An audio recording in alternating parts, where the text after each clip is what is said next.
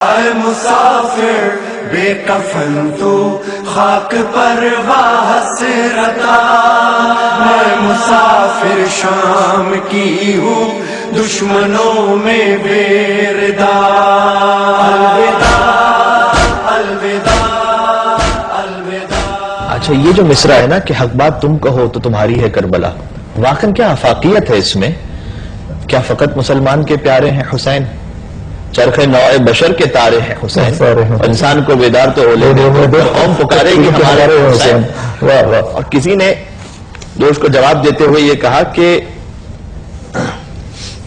اے جوش تیرے خواب کو تعبیر مل گئی کہ ہر قوم کہہ رہی ہے ہمارے ہیں حسین، اس لیے کہ آج ہر حق طلب اور شریف النفس انسان وہ چاہتا ہے کہ اس کا تعلق حسین ابن علی سے جڑ جائے۔ بے شک بے شک بے شک۔ اور آپ غور فرمائیے گا، یعنی اور ہر ایک یہ چاہتا ہے کہ ہمارا تعلق کہیں بھی یزید سے نہ جڑے، حالانکہ اس وقت تو دیکھنے میں نظر آ رہا تھا کہ شاید وہ فاتح ہے۔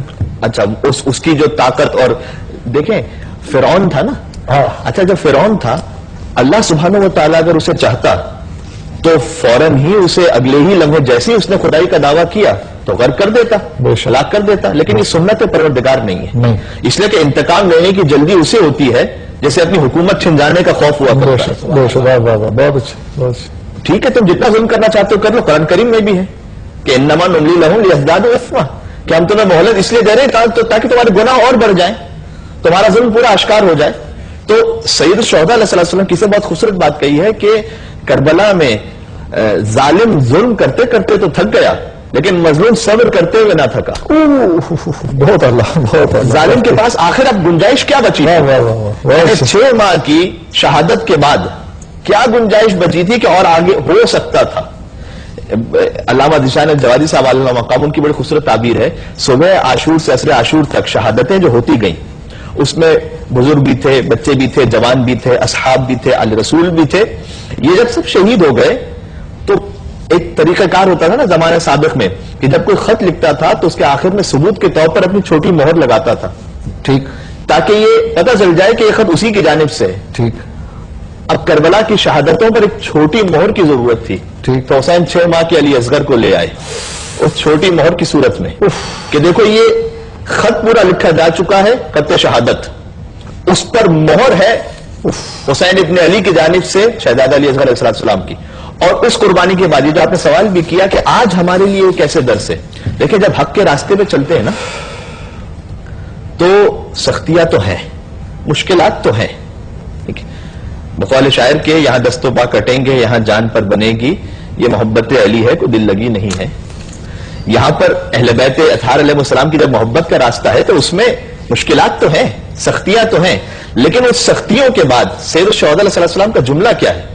جملہ یہ رضن بقضائک و تسلیما لامرک، پروردگار اصغر کی شہادت کے بعد بھی حسین تیری ہر رضا پر راضی ہے اور تیرے سامنے سر تسلیم خم کرتا ہے۔